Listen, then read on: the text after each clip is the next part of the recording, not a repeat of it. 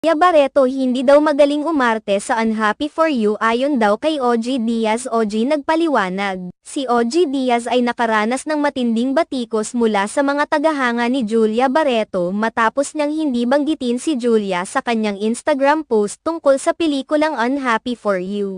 Ang pelikulang ito ay ang comeback movie ni Joshua Garcia at Julia Barreto, kaya't inaasahan ng marami na makikita ang parehong aktor sa mga pahayag na may kinalaman sa pelikula. Sa kanyang Instagram post, nagbahagi si OG Diaz ng poster para sa Unhappy For You at binigyang diin ang mahusay na pagganap ni Joshua Garcia.